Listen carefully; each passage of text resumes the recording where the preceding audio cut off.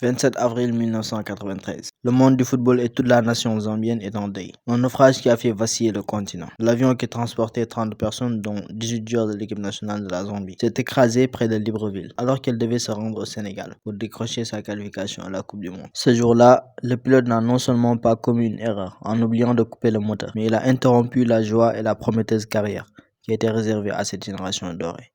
19 ans plus tard, les Chipolopolo accompagnés du sorcier blanc Hervé Renard retrouvent la finale de la CAN à Libreville. Coïncidence ou pas, vont le faire pour les héros de 93, pour eux, pour défier les lois du favoritisme, pour plus de 15 millions d'habitants.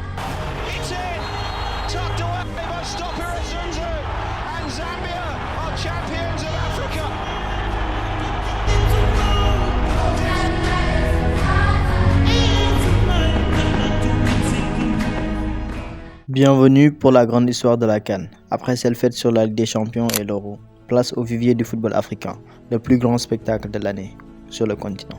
En 1957, après s'être réunie à Khartoum, la Confédération africaine de football CAF voit le jour et organise une compétition de football continental portant le nom du premier président de la Confédération, Abdelaziz Abdallah Saleh. La première édition ne comporta que 3 participants, l'Égypte, le Soudan et l'Éthiopie. La politique de l'apartheid en Afrique du Sud disqualifie les Bafana Bafana. Ainsi, seuls 2 matchs seront disputés à Khartoum, l'Égypte étant couronné premier champion continental après avoir battu le pays hôte. 3 mêmes pays constituent à nouveau les 3 participants de l'édition suivante, organisée au Caire. En 1962, le peloton s'élargit en incluant 9 pays à Addis Abeba avec un tour de qualification pour déterminer les 4 équipes qui se battront pour jouer le titre. En 1963 et 1965, les nouveautés s'érigent avec la première apparition des Black Stars du Ghana, l'introduction d'une règle qui limitait le nombre de joueurs étrangers qui va persister jusqu'en 1982. Le format du tournoi final s'élargit en 1968 afin d'inscrire 22 équipes au tour préliminaire.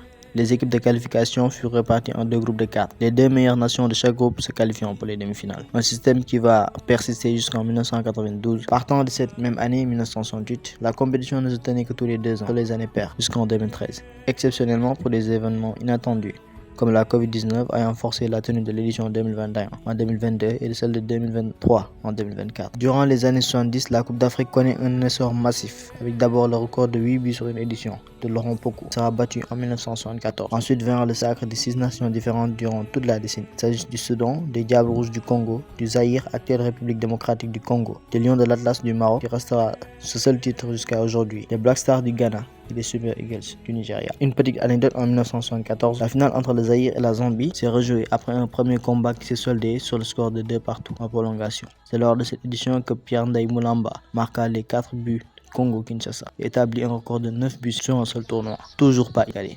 3 mois après, le Zaïre devient la première nation subsaharienne à décrocher un billet pour la Coupe du Monde. En 1978, le Ghana inscrit son nom au Panthéon, en devenant la première nation à remporter 3 titres. Dans les années 80, un lion commence à rugir haut et fort. C'est à cette époque qu'ils vont bien enfiler ce costume d'indomptable. Cameroun, ayant atteint 3 fois la finale, remporta 2 fois la CAN. Malgré une laissée à l'Égypte, commençait à salir petit à petit son trône. Les lions indomptables furent en grand dans les années 2000. Le Nigeria, lui aussi, eut sa part du gâteau, tout comme l'Algérie. Les 2 nations furent championnes d'Afrique respectivement en 1980 et 1990. Année 90, changement radical. Les 12 équipes participantes, désormais divisées en 4 groupes de 3, se qualifiant pour les quarts de finale. Les éléphants de la Côte d'Ivoire seront condamnés après que le Ghana ait perdu sa star, Abid Ayou Dipolé, meilleur joueur du tournoi, qui a été expulsé avant la finale. Une longue séance de tir au but où chaque nation a eu à tirer 11 fois. Coïncidence ou coup du destin, on ne le saura jamais.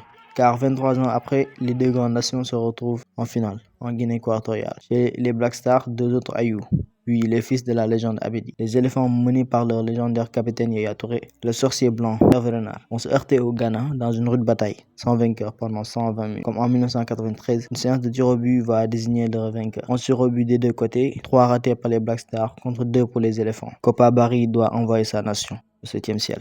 Il s'élance.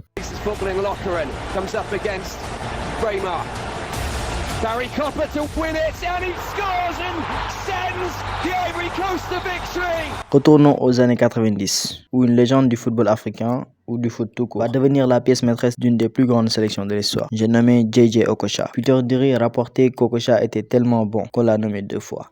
Cette génération dorée avec Taribo West, le buteur légendaire, Rachidi Yekini, Sunday Olise, Daniel Amokachi, Emmanuel Amunike, sans oublier Findidi George, n'avait peur de personne, jusqu'à même être 5e au classement FIFA. L'Afrique du Sud de Nelson Mandela, 14 ans avant sa légendaire Coupe du Monde organisée, va décrocher sa première étoile à domicile, en battant la Tunisie, une compétition à laquelle les Super Eagles évoqués précédemment vont refuser de prendre part pour des raisons politiques, contexte de lutte contre l'apartheid à l'époque. De 1998 à 2002, le Cameroun revient sur la scène continentale avec un sacre en 2002 où ils vont marquer le foot africain avec des maillots sans manches. La fabuleuse épopée du Sénégal de El Hadji Diouf, dont on a déjà consacré une vidéo juste en haut, fut battue par Eto'o, Robertson et compagnie au tir au but au Mali.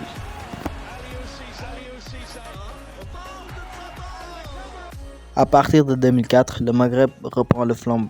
Les Aigles de Carthage de la Tunisie vont enfin triompher chez eux contre le Maroc des Bizarres. Après cela, le sommet de la pyramide du football africain, je vais faire une redondance, se trouve au pays des pyramides au fait.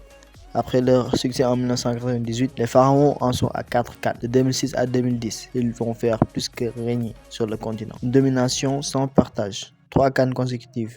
Un record. Victoire contre la Côte d'Ivoire, le Cameroun et le Ghana. Une dynastie qui a brillé de 1000 feux avec Mohamed Aboutrika, le gardien le plus âgé à avoir disputé une Coupe du Monde, mais également aussi le plus capé de la CAN, Essam El Hadari. Wael Goma avec à la tête l'architecte Hassan Shehata. Le seul point où a peiné l'Égypte demeure les performances sur la scène internationale. Une grande absence lors des Coupes du Monde 2006 et 2010. Paradoxe pour la nation, cette fois championne d'Afrique, la meilleure de sa génération.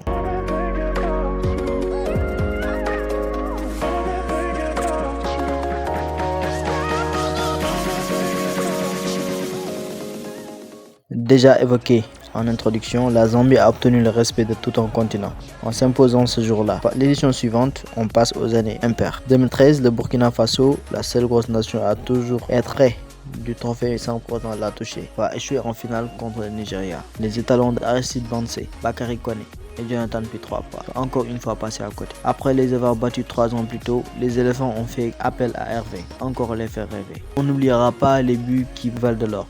Vincent Aboubakar en 2017 pour la 5e étoile des Lions indomptables. Le coup franc légendaire de Riyad Mahrez en 2019 contre le Nigeria, envoyé les Fennecs en finale. Comeback fou des éléphants en 2024 contre le Mali notamment. En 2022, le Sénégal de Sadio Mané, mené par Aliou Cissé, a enfin réussi à afficher une étoile sur le maillot. Pour revivre ça, c'est juste en haut à droite. Lors de la même édition, les Comores petits poussés vont figurer en surprise en se qualifiant pour les 8e de finale avec Aladour, joueur de champ, qui était dans les cages car les 3 gardiens de la sélection étaient indisponibles en 8e contre le Cameroun. En 2010, l'un des plus grands matchs de l'histoire de la Coupe d'Afrique. Malheur à ceux qui ont changé les chaînes après la mi-temps. Malheur à ceux qui ont éteint la télé après les 4-0 de l'Angola. Oui, en ce match d'ouverture de la CAN, le Mali va revenir au score après être mené de 4 buts d'écart par les Palancas de Negras. Samuel Eto'o restera le joueur visage de la compétition avec 18 buts marqués, un record. Pour la liste des souvenirs, les mêmes qui ont parcouru la toile en 2024. Le match arrêté à la 86e entre les deux aigles, la folle célébration de Kidjaba en 2015, la montée en puissance des nations comme l'Angola, le Cap-Vert, le Bénin, l'Ouganda ou encore la Tanzanie, les 2 pays hôtes de la prochaine édition. Hommage aussi aux frères Ayou qui n'ont pas pu connaître le plaisir d'être champion d'Afrique. Hommage à Didier Drogba, hommage à Sébastien Haller pour son histoire de guerrier, à Mohamed Salah qui continue à se battre pour ramener le 8e étoile. Bref, c'était l'histoire du plus grand rendez-vous du continent africain, l'avant-dernière édition avant la réforme qui attire mépris et colère. Donc chers footeux, profitons. C'était Mr Foot. Bonne année 2026.